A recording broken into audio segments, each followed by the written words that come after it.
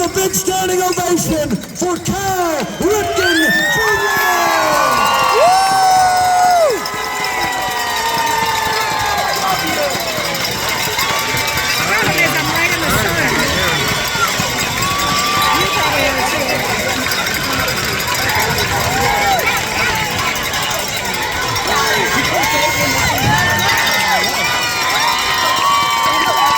Thank you so much.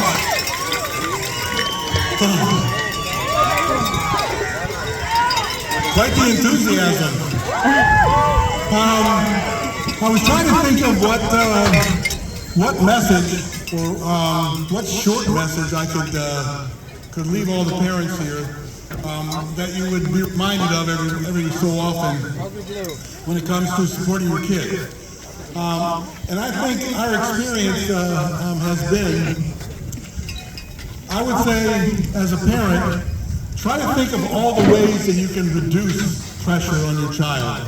I think we live in an environment now where we expect a lot out of our kids. We organize everything for them.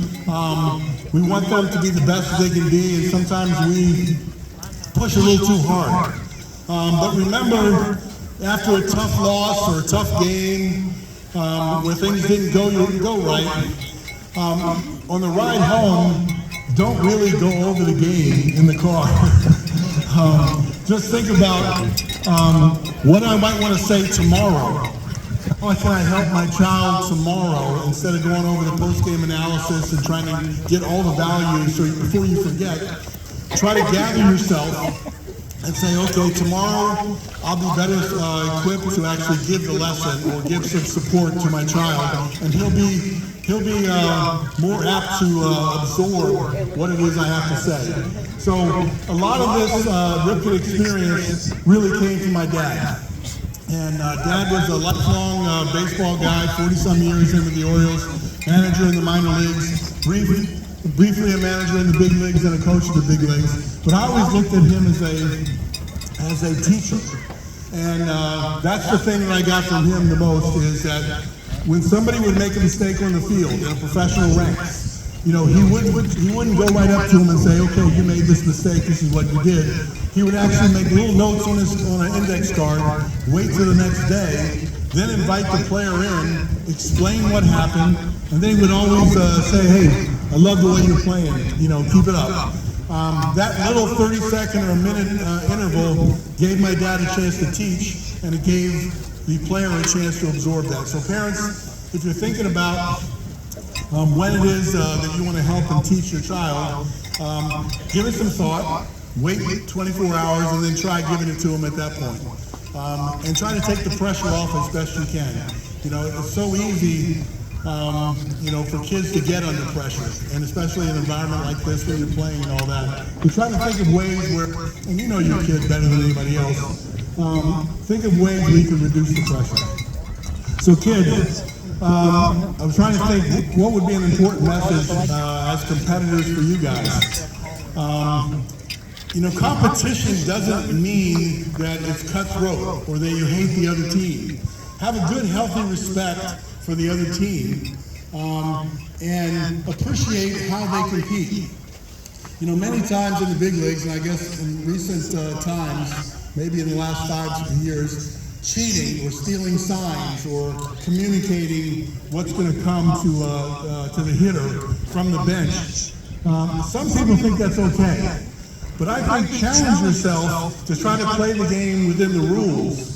And try not to do that. I never gave a sign from second base, and I never received a sign from second base, even though somebody would think it's okay that if you get on second base and I decipher the signals at home plate, that I can then transfer them to the hitter. You know, the game, the challenge is pitcher versus hitter, not pitcher versus hitter and the guy on second base. It's your competition that you have with the pitcher. So try to compete fairly within the rules, test yourself, and then respect the other team as best you can. When I was playing, if Ricky Henderson, you guys know who Ricky Henderson was? Hall of Famer, probably the best base stealer in all of baseball. He was on first base. and he would take off to steal second base. And he's got his head down, digging hard, and the pitch comes to home plate, and it's a foul ball that goes straight back.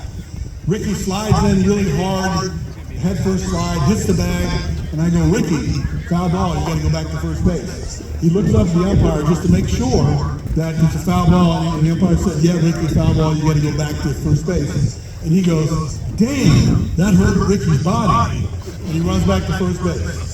So then 2 pitches later, same thing happens. He takes off stealing second base. I'm covering second base. Foul ball straight back over the backstop. I have the presence of mind to say, Ricky, stand up, foul ball in the middle of the play. So Ricky doesn't slide, and he stands up on second base, and he looks at the umpire just to make sure that I'm telling the truth. And he goes, yeah, foul ball, you got to go back.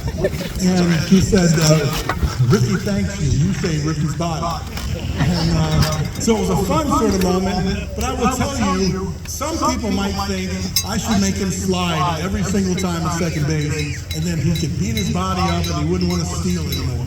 But I didn't think that was in the spirit of playing. He's trying to steal the base. We're trying to defend against him stealing the base. And within the rules, it's okay to show courtesy to the other guy on the team.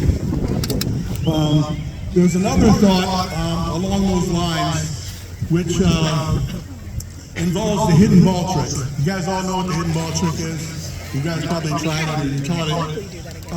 As a 12-year-old, it's a really exciting thing that you can trick the other team, maybe get an out, you don't know where the ball is. But my dad used to always say, that's an amateur play.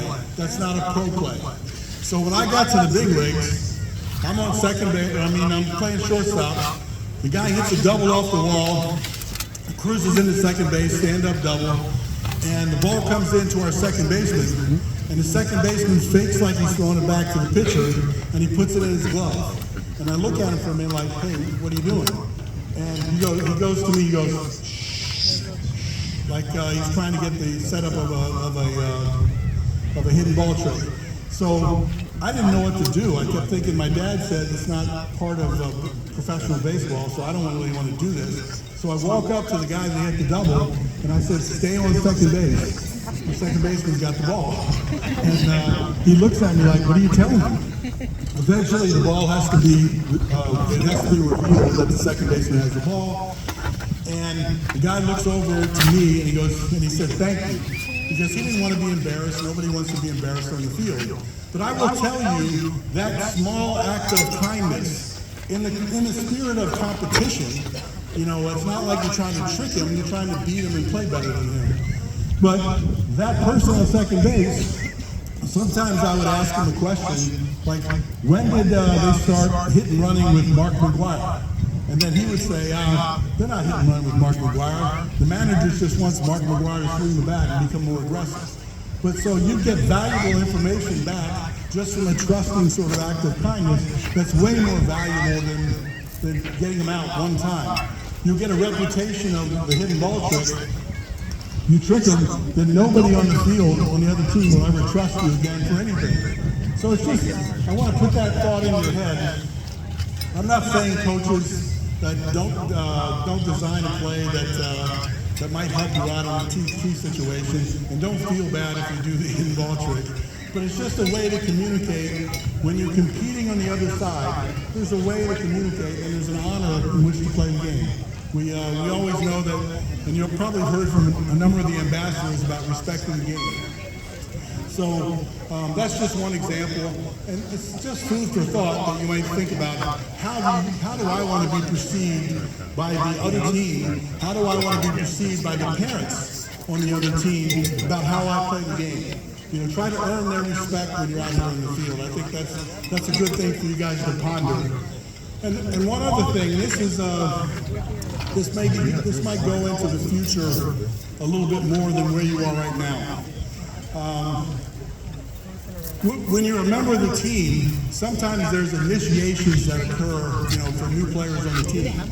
And sometimes those initiations aren't too nice. So I'll give you an example. In the big leagues, there's a prank that a rookie comes to the big leagues and plays in the game. After the game's over on a getaway day, they take his clothes out of his locker and replace them with some other clothes, so that when the game's over, the only choice he has is to wear that outfit.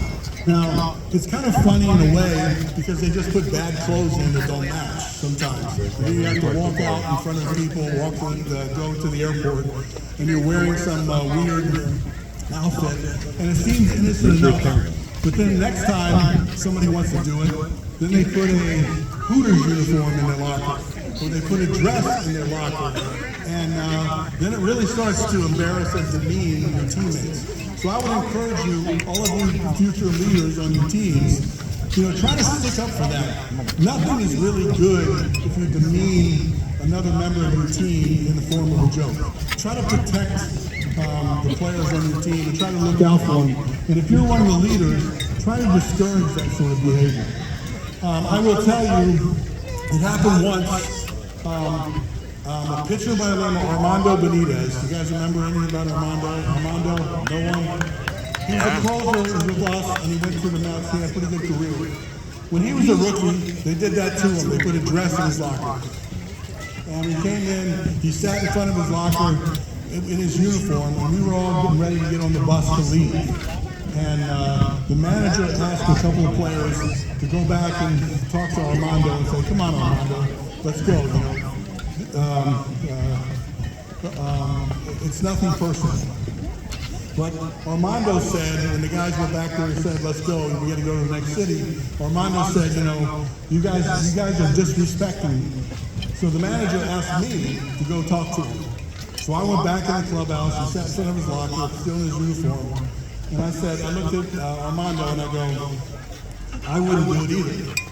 And he looked at me and he kind of smiled. I said, "I tell you what, why don't you and I let the team go ahead and we'll travel separate by plane. We'll just jump on a plane and we don't have to play till tomorrow night."